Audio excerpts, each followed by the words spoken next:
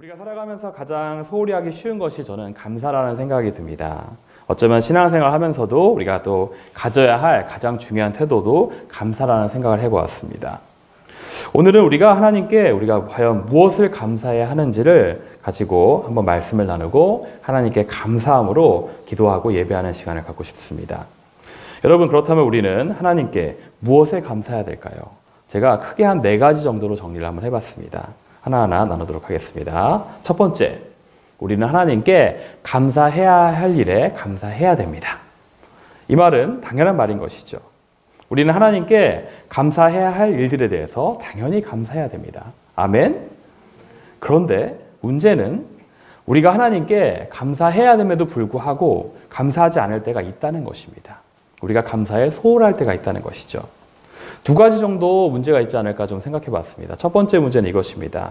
우리의 마음이 감사해야 될 것들을 당연히 여길 때, 이럴 때 감사에 대해서 소홀한다고 생각됩니다. 간절한 기도 제목이 있었을 때 그 기도가 응답이 되어서 너무나도 감사한 경험들이 모두 있으실 것입니다. 그런데 감사하면서 기도하는데 응답이 계속 되는 것입니다. 그러다 보면 어느 순간 계속된 응답들이 감사하는 것이 아니라 당연한 것이 되어버릴 때가 있는 것이죠. 당연한 것으로 잘못 인식되는 경우가 있는 것입니다. 저의 경우가 예전에 그랬던 것 같습니다. 제가 예전에 신유의 은사가 있었습니다. 그래서 제가 자랑하는 건 아니고요. 지금은 없습니다. 네. 제가 기도만 해주면은 아픈 사람들이 많이 낫곤 했습니다. 심지어 제가 병에 걸렸을 때도 제가 저의 몸에 이렇게 안수하고 기도하면은 금방 병이 낫고 했었습니다. 정말 놀라웠죠. 그래서 한동안은 제가 기도할 때마다 사람들이 낫는 것이 되게 신기했습니다. 그리고 감사했습니다. 그런데 어느덧 시간이 흐르고 흐를수록 제가 기도하면 낫는 것이 당연한 일이 되어버린 것입니다. 제가 어느 순간 하나님께 감사하지 아니하고 그냥 넘어가게 되었습니다. 그러던 어느 때 점차적으로 저의 신유의 은사가 사라지기 시작했습니다. 어떻게 당연하게 되어버린 그 은사가 사라지면서 깨닫게 되었습니다. 아, 내가 실수했구나. 내가 잘못했구나. 알게 되었습니다. 성경에서도 그러한 예들을 우리가 찾아볼 수 있는 것 같습니다. 하나님의 은혜가 계속되면 사람들이 그것을 당연시 여기는 것이 있는 것입니다. 역대하에 남유다가 멸망하는 과정 가운데 이런 내용들이 있습니다. 남유다를 공격한 이방 나라들의 그 사건들이 있는 것이죠. 그것들을 보면 우리가 쉽게 알 수가 있습니다. 역대하 14장에 아사 왕의 때에 구스 사람 세라가 100만 대군을 이끌고 쳐들어옵니다. 그런데 어떻게 됩니까? 남유다는 하나님께 도움을 구합니다. 그리고 역대하 20장에 여호사밧 왕의 때 모압과 암몬의 연합군이 그 남유다를 공격해 오게 됩니다. 그때도 남유다는 하나님께 도움을 구합니다. 히스기야 왕 때 역대하 32장에 보면 아수르 왕 산헤립의 대군이 예루살렘으로 침공해 오게 됩니다. 이때도 역시 히스기야 왕은 그리고 남유다는 하나님께 간구하게 됩니다. 그때마다 기도할 때 하나님께서 어떻게 하셨습니까? 하나님께서는 그들을 구원해 주셨습니다. 역사적으로 거듭되는 구원의 은혜 가운데 남유다의 백성들은 이러한 생각을 갖게 되었다고 합니다.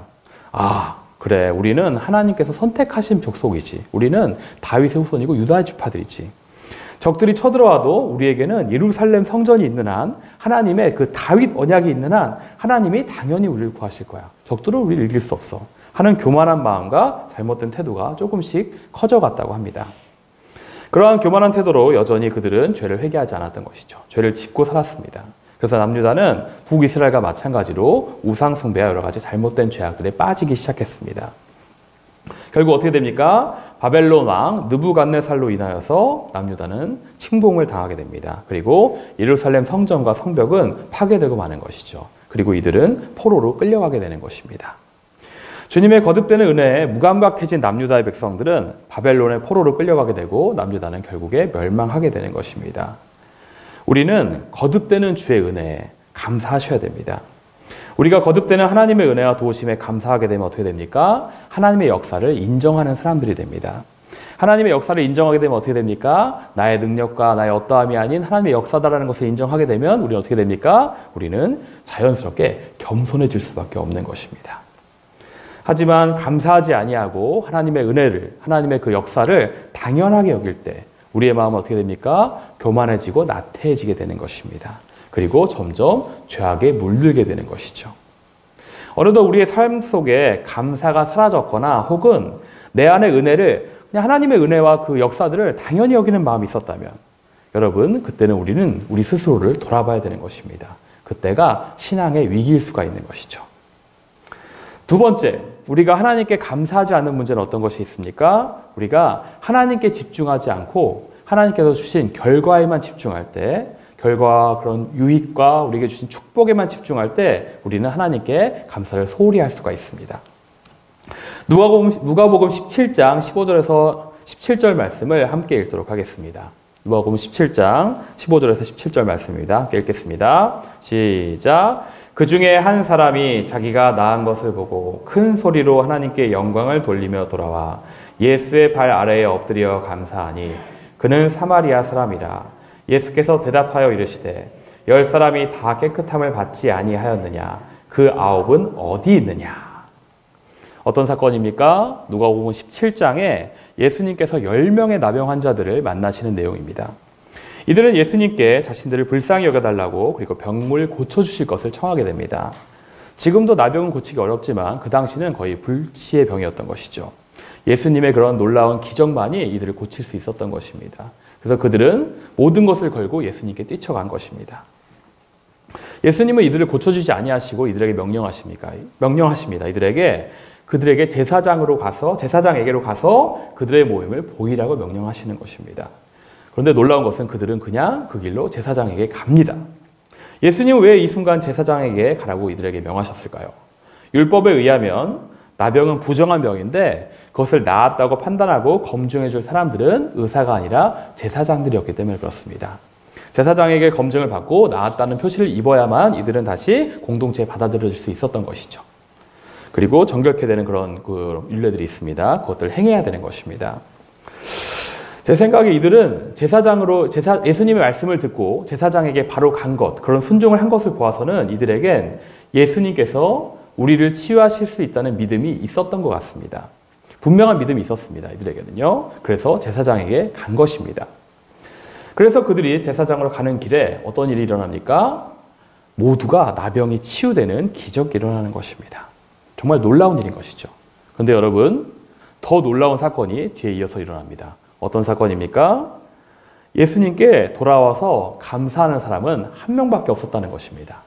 10명 중에 9명이 그냥 그 길로 자기 집으로 돌아가 버린 것이죠.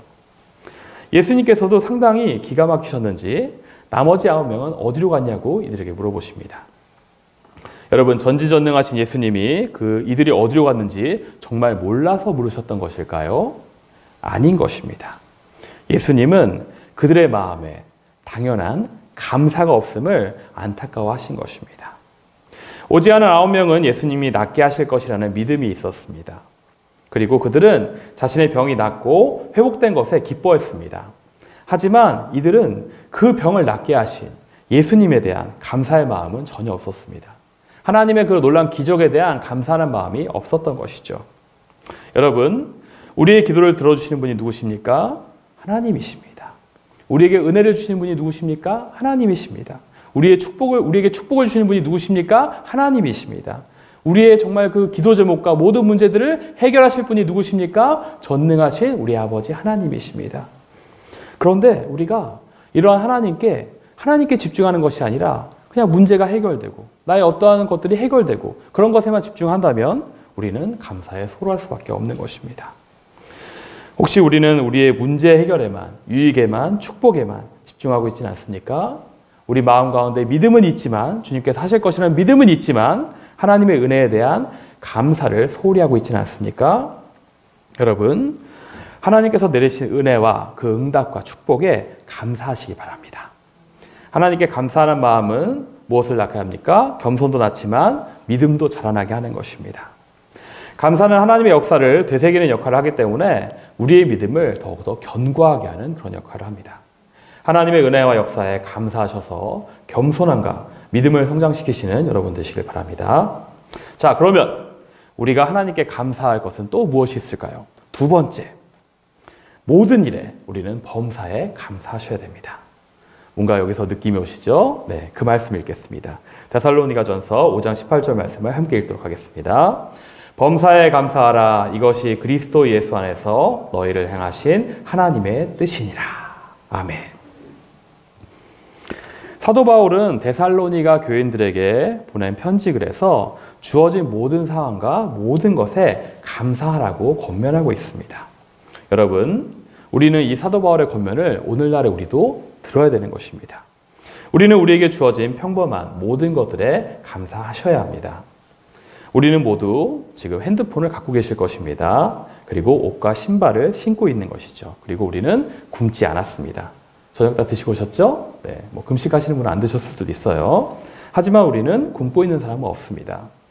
적어도 우리는 우리를 돌봐주는 가족이 있고요. 그리고 돌아갈 집이 있고 우리가 다니는 직장들도 있습니다. 우리는 동안교회에서 마음껏 예배드릴 수 있는 그런 공간과 시간을 가지고 있는 것입니다. 우리 동안교회는 전기도 아주 잘 들어오고요. 물도 잘 나오고요. 냉난방도 아주 잘 됩니다. 너무 감사하는 것이죠. 게다가 우리에는 무엇이 있습니까? 우리에게는 건강이 있습니다. 우리에게는 눈이 보입니다. 귀도 들립니다. 그리고 말도 할 수 있습니다. 팔과 다리도 잘 움직입니다. 물론은 시간의 흐름에 따라서 약간 느려질 수도 있고 눈이 좀 흐려질 수도 있고 귀가 좀 안 들릴 수도 있습니다. 하지만 우리는 오늘도 움직여서 이 예배 가운데 나올 수 있었습니다. 우리가 모든 주어진 상황과 환경과 여건에 감사하기보다는 그냥 별 생각 없이 당연한 것으로 그냥 인식할 때 우리는 감사에 소홀할 수가 있는 것이죠. 혹은 우리가 오히려 주어진 것들에 만족하지 않고 더 주어지지 않는다고 불평을 하는 경우도 있는 것입니다. 여러분, 하지만 우리가 이 모든 것에, 주어진 모든 것에 감사하셔야 됩니다. 우리가 주어진 것들을 당연히 누리다가 갑자기 일이 생기잖아요. 그리고 그것들이 결핍되면은 그것이 얼마나 감사한지 우리는 깨닫게 되는 것입니다. 우리가 언제 건강에 대해서 감사할 수 있습니까? 건강을 잃었을 때 우리는 깊이 깨닫게 되는 것이죠. 우리가 언제 우리 가족들에게 감사합니까? 그 가족들이 얼마간 못 본다든지 아니면 그 가족들을 떠나보낼 때 그 가족의 소중함을 알 수가 있는 것입니다. 마찬가지로 우리가 갖고 있는 그 작은 것들이 정말 당연한 데 인식되지만 그것이 없어졌을 때 우리는 엄청나게 그것의 감사함을 알게 되는 것입니다. 저는 이런 경우가 있습니다. 교회에서 사역을 하다가 한 번은 인터넷이 안 되는 거예요. 컴퓨터로. 저희가 이제 뭐 교회 사역도 해야 되고 문서도 만들고 여러 가지 일들을 해야 되는데 인터넷이 안 돼 버리는 것입니다. 그래서 제가 그날 하루 종일 아무것도 못했던 적이 있었습니다. 그리고 그 다음날 교회에서 이제 인터넷 수리를 불러가지고 인터넷을 고쳤습니다. 그런데 너무 감사한 거예요. 컴퓨터를 이렇게 클릭해서 인터넷 화면이 딱 뜨는 것이 너무 감사한 내용이었습니다. 제가 그래서 그날 예배 때 교회에서 인터넷이 되매 감사하는 그 예배를 기도를 드렸습니다. 한 번은 이런 적이 있었습니다. 교회 프린터가 고장이 난 것입니다. 그래서 주보도 출력도 안 되고 뭐 설교도 출력도 안 되고 그 인쇄물들이 출력이 안 되는 것입니다. 프린터가 다시 회복됐을 때 저는 정말 감사했습니다. 우리가 갖고 있는 당연한 것들이 결핍되었을 때 우리는 감사함을 느끼게 되는 것입니다. 자, 그렇다면 여러분, 있는 것들에 지금부터 감사하시기 바랍니다. 그런 습관을 들이시기 바랍니다. 정말 우리에게 너무나 감사할 것들이 많이 있는 것 같아요. 지금은 은퇴하신 서울신대에서 구약학을 가르치셨던 최종진 교수님이라는 분이 계십니다. 그분이 구약성서개론이라는 수업 시간에 저희에게 구약의 제사에 대해서 가르치시면서 하셨던 말씀이 저는 아직까지도 떠오릅니다. 구약의 제사 중에 낙헌제라는 제사가 있습니다. 어떤 제사인지 아십니까? 그 제사는 다른 제사들은 뭐 속죄제 같은 경우는 뭐 죄사함을 위해서 드리는 제사, 뭐 이런 그 제사들이 있고요. 뭐 감사제 같은 경우는 이제 감사할 때 드리는 제사, 뭐 이런 그 제사들이겠죠. 그런데 이 낙헌제는 되게 독특한 제사입니다. 어떤 제사일까요? 아무런 목적 없이, 아무런 이유 없이 그냥 드리는 제사가 낙헌제라는 것입니다. 그냥 우리가 하나님의 자녀임에, 하나님의 백성에게 감사하면서 그냥 뭐 감사할 제목도 없고 아무것도 아닐 때 그냥 드리는, 그냥 범사에 드리는 그 제사가 낙헌제인 것입니다. 최종진 교수님께서는 그런 말씀하셨습니다. 이 낙헌제가 하나님께 드려지는 최고의 예배다. 이렇게 말씀하셨습니다. 우리의 어떠한 바람과 은혜가 아닌 그냥 범사에 감사해서 드리는 제사이기 때문에 이 제사는 최고의 예배인 것입니다. 여러분, 우리가 항상 범사에 감사하는 것을 놓치는 습관이 있습니다. 우리는 평범한 것들에 너무 쉽게 그냥 소홀히 해버립니다. 우리가 앞에서도 이야기했지만 우리는 항상 주어진 사건과 상황에 집중하기 때문에 좀 잘못된 시각을, 편향된 시간을 가질 수가 있는 것입니다. 그 예로 제가 한 가지 사건을 좀 설명드리도록 하겠습니다. 여호수아 10장 12절에서 13절 말씀 함께 읽도록 하겠습니다. 함께 읽겠습니다. 시작. 여호와께서 아모리 사람을 이스라엘 자손에게 넘겨주시던 날에 여호수아가 여호와께 아뢰어 이스라엘의 목전에 이르되 태양아 너는 기브온 위에 머무르라. 달아 너도 아엘론 골짜기에서 그리할지어다 하매 태양이 머물고 달이 멈추기를 백성이 그 대적에게 원수를 갚기까지 하였느니라. 야살의 책에 태양이 중천에 머물러서 거의 종일토록 속히 내려가지 아니하였다고 기록되지 아니하였느냐. 아멘. 어떤 사건입니까? 여호수아가 기브온 사람들을 구하는 전쟁을 벌일 때 승리하는 중에 해가 저무는 것입니다. 그때 여호수아가 기도한 사건입니다. 여호수아가 어떻게 기도했습니까? 여호수아는 밤이 되면 적들을 놓치고 전투를 수행할 것이 제한될 것이 걱정되었든지 갑자기 하나님께 해와 달을 멈추어 달라고 기도하기 시작합니다. 하나님께서는 여호수아의 기도를 들으셔서 해와 달을 멈추어 주십니다. 근데 여러분, 우리가 이 사건에 무엇에 놀랍니까? 하나님께서 여호수아에게 그 기도를 들어주셔서 해와 달을 딱 멈추셨다는 그 사실을 우리는 놀랍니다. 이야, 하나님 정말 전능하시구나. 해와 달을 멈추시다니. 이야, 대단하시다. 우리 이 사건에, 이 이적에만 집중을 합니다. 그런데 여러분, 해와 달이 멈춘 것보다 더 놀라운 기적이 뭔지 아십니까? 그것은 뭐냐면 하나님이 그 사건 이전에도 해와 달을 돌리시고 계셨고요. 그리고 그 사건 이후에도 지금까지 해와 달을 하나님의 질서 가운데 돌리시고 계시다는 것입니다. 놀랍죠? 하나님이 잠깐 멈추는 것이 놀라운 것이 아니라 하나님께서 계속해서 이 모든 세계를 하나님의 질서 가운데 움직이시고 계시다는 것, 그것이 경이로운 일인 것입니다. 놀랍습니다. 잠깐 멈추는 것이 아니라 지금도 하나님의 질서대로 이 세계는 돌아가고 있습니다. 여러분, 우리가 이것에 집중해야 됩니다. 우리가 지금 있는 이 상황이, 모든 환경이 하나님의 손 안에 지금도 질서 있게 돌아가고 있다는 사실에 감사하시기 바랍니다. 그렇다면 우리가 모든 일에 감사할 수가 있는 것이죠. 모든 것에 감사하는 우리가 되었으면 좋겠습니다. 우리가 모든 것에 감사할 수 있다면 우리는 또 무엇에 감사할 수 있을까요? 세 번째, 우리는 고통 중에도 감사할 수가 있습니다. 우리는 고통 중에서도, 어려움 속에서도, 혼란스러운 상황 속에서도 감사해야 됩니다. 욥기 1장 21절 말씀을 함께 읽도록 하겠습니다. 욥기 1장 21절입니다. 시작. 이르되 내가 모태에서 알몸으로 나았사온즉 또한 알몸이 그리로 돌아가올지라. 주시니도 여호와시요 거두시니도 여호와시오니 여호와의 이름이 찬송을 받으실지니이다 하고. 아멘. 욥의 상황에 대해서는 굳이 설명을 안 드려도 다 아실 것입니다. 이 욥과 같은 상황 가운데 드릴 수 있는 찬양과 감사의 고백이 진정한 찬양과 믿음의 감사의 고백인 것입니다. 감사할 수 없는 그런 상황 가운데, 찬양할 수 없는 그 어려움 가운데 하는 감사는 진정한 삶의 고백이고요. 가장 높은 수준의 감사라고 볼 수 있겠습니다. 여러분, 우리가 감사할 일에 감사하는 것은 정말 쉬운 것입니다. 주어진 것들에 감사하는 것은 어렵지 않습니다. 사실 그대로 인정하고 우리가 감사만 하면 되는 것이기 때문에 그렇습니다. 하지만 고난 가운데, 슬픔 가운데 하는 감사는 정말 어려운 일입니다. 지난주일 주보를 보면서 제가 놀라운 글을 하나 보았습니다. 어떤 글이냐면은 한국교회 역사 가운데 이러한 놀라운 감사를 드리신 목사님이 계셨다는 것입니다. 어떤 분이십니까? 사랑의 원자탄이라고 불리시는 손양원 목사님이십니다. 평생 애양원에서 나병 환자들을 위해서 사역하시다가 이분은 공산당에 의해서 사랑하는 첫째 아들, 둘째 아들을 잃으셨습니다. 이 아들들의 장례식 답사에서 이 손 목사님은 9가지 감사의 고백을 하십니다. 우리 교회 지난주 주보에 글에 실려 있는데 제가 읽어드리도록 하겠습니다. 첫 번째, 나 같은 죄인의 혈통에서 순교의 자식들이 나오게 했으니 감사합니다. 이런 귀한 두 아들, 보배들을 주님께서 나에게 맡겨주셨던 것이 너무나도 감사합니다. 가장 아름다운 두 아들, 장자와 차자를 바치게 한 나의 축복, 이것이 나의 축복임을 감사합니다. 한 아들의 순교도 귀한데 두 아들 다 순교하여서 감사합니다. 이들이 그냥 병 때문에 죽은 것도 아니고 예수 그리스도를 전도하다가 순교한 것에 감사합니다. 미국 유학보다 더 좋은 천국에 갔으니 너무나 감사합니다. 우리 아들을 죽인 원수를 아들 삼고자 한 사랑의 마음을 나에게 주셔서 하나님께 감사합니다. 손 목사님은 그 아들을 죽인 사람을 자기 아들로, 양아들로 삼았습니다. 두 아들의 순교로 무수한 천국의 아들들이 생긴 것에 대해서 감사합니다.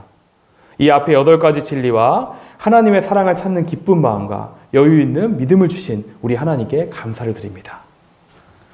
소 목사님은 이 상황 가운데, 아들을 잃은 그 상황 가운데 하나님께 감사의 기도를 드리셨습니다. 저는 이 소 목사님의 감사 고백을 주보에서 읽으면서 히브리서 11장에 믿음의 선배들을 언급하며 평가한 38절의 그 말씀이 떠올랐습니다. 제가 읽어드리겠습니다. 이런 사람은 세상이 감당하지 못하느니라. 이런 믿음만이 정말, 이런 감사만이, 이런 사랑만이 세상이 감당하지 못하는 믿음이고 사랑이고 감사인 것입니다. 여러분, 이런 상황 가운데 감사하는 우리들을, 이러한 사람들을 세상은 감당할 수 없는 것입니다. 그래서 하나님께서는 이러한 사람들을 통해서 세상을 흔들고 새로운 하나님의 역사를 이루어 가십니다. 우리의 제한된 인간적인 생각과 시각으로는 이것을 우리는 이해할 수 없습니다. 하지만 우리가 오히려 고난으로 인해서 하나님을 더욱더 알게 되는 것입니다. 그리고 그 고난으로 인해서, 아픔으로 인해서 하나님의 사랑과 회복과 위로를 더욱 경험할 수 있게 되는 것입니다. 이러한 경험을 가진 사람은, 이러한 믿음을 가진 사람은 하나님께 감사할 수가 있는 것입니다. 주님이 우리에게 행하신 모든 고난의 시간들을 감사로 이겨내는 우리가 되었으면 좋겠습니다. 그 모든 것을 감사로 이겨내기 위해서 우리가 마지막으로 한 가지 더 기억할 것이 있습니다. 무엇입니까? 네 번째, 소망을 두고 우리는 감사해야 됩니다. 하나님이 우리에게 앞으로 행하실 일들에 대해서 우리는 소망함을 가지고 감사해야 됩니다. 빌립보서 4장 6절 말씀을 함께 읽도록 하겠습니다. 빌립보서 4장 6절입니다. 시작. 아무것도 염려하지 말고 다만 모든 일에 기도와 간구로 너희의 구할 것을 감사함으로 하나님께 아뢰라. 아멘. 아직 아무 일도 일어나지 않아도 미리 감사를 하는 것입니다. 하나님이 앞으로 우리에게 행하실, 회복하실 은혜에 대해서 우리가 그것에 대해서 감사를 하시는 것입니다. 미리 감사하는 것이죠. 이것은 미리 감사하는 것이기 때문에 무엇이 필요합니까? 소망이 필요합니다. 소망을 가지고 하는 감사가 이러한 감사인 것입니다. 어떠한 상황 중에서도 하나님께서 우리를 회복하시고 우리에게 은혜를 내려주실 것을 기대하며 미리 하나님께 감사를 드리는 것입니다. 제가 7년 전에 다른 교회에 있을 때 여름 수련회를 준비하던 때였습니다. 그때 선생님들과 수련회 전에 모여서 함께 기도회를 했습니다. 금식하면서 함께 기도를 했습니다. 그런데 교사 중에 한 명이 이런 기도를 하더라고요. 미리 수련회를 마친 것도 아닌데 미리 감사하는 기도를 드린 것입니다. 하나님, 이번 수련회를 통해서 우리에게 놀라운 은혜를 주시고 하나님을 더욱더 알게 해주시니 너무나 감사합니다. 하나님께서 이 수련회 가운데 평안함과 주님의 은혜를 알게 하실 것을 너무나 감사합니다 하면서 수련회를 다녀오지 않았지만 미리 수련회에 주실 은혜들에 대해서, 하나님의 평안과 사랑에 대해서 미리 감사 기도를 하는 것입니다. 이 기도를 들으면서 제가 그런 생각이 들었습니다. 아, 정말 좋은 기도구나. 참 좋은 믿음의 기도다. 이런 생각이 들었습니다. 아직 이루어지지 않은 것에 대해서 소망함으로 감사를 드리는 것입니다. 멋진 믿음이지 않습니까? 믿음은 어떤 것입니까? 바라는 것들의 실상이요, 보이지 않는 것들의 증거죠. 제가 아는 친구 중에 이런 친구가 있습니다. 정말 멋있는 말을 한 친구인데요. 이런 말을 하더라고요. 나는 보이는 것을 믿지 않는다. 나는 믿는 것을 보게 될 것이다. 이러면서 믿음으로 하나님께 간구하는 그런 친구였습니다. 그 친구는 지금도 믿음으로 선교 사역을 하고 있습니다. 근데 멋지지 않습니까? 보이는 것을 믿는 것이 아니라 믿는 것을 보게 됩니다. 여러분, 그러한 소망을 가지시기 바랍니다. 하나님께서 우리 가운데 은혜를 내려주실 것입니다. 우리 가운데 회복을 허락하실 것입니다. 우리 가운데 주님의 놀라운 사랑을 알게 하실 것입니다. 이것을 기대하면서 소망으로 미리 감사하며 기도하는 여러분 되었으면 좋겠습니다. 그리고 우리가 앞에서 언급한 것처럼 우리에게 고난이 찾아오고 절망과 슬픔으로 지내는 시간이 우리에게 반드시 찾아올 것입니다. 그러한 때에 감사함으로 승리하는 우리가 되었으면 좋겠습니다. 그러면서 하나님의 회복과 은혜를 소망하며 미리 감사할 때 하나님께서는 반드시 우리의 삶에 은혜를 내려주실 것입니다. 여러분, 여호와께 감사하시기 바랍니다. 왜 감사해야 됩니까? 오늘 말씀에 읽었듯이 여호와 하나님은 늘 우리에게 선하시며 그의 인자하심이 우리의 삶에 영원히 있기 때문에 그렇습니다. 우리가 절망 중에서도 감사하면서 소망할 수 있는 이유는 무엇입니까? 세상을 다스리시는 하나님이 우리를 사랑하셔서 그 아들을 주신 그 선하신 아버지께서 우리의 하나님이시라는 것입니다. 그렇기 때문에 우리는 감사할 수 있는 것입니다. 그 하나님은 우리에게 어떠한 일을 행하셨습니까? 눈먼 자를 보게 하시고 귀머거리를 듣게 하시고 앉은 자를 일으키시며 죽은 자를 살리신 분이 우리 하나님이십니다. 그런 하나님께 우리가 소망을 둘 때 우리는 감사할 수 있는 것입니다. 주님께 감사하며 모든 것을 감사로 이겨내고 감사로 은혜를 누리는 우리가 되길 소망합니다.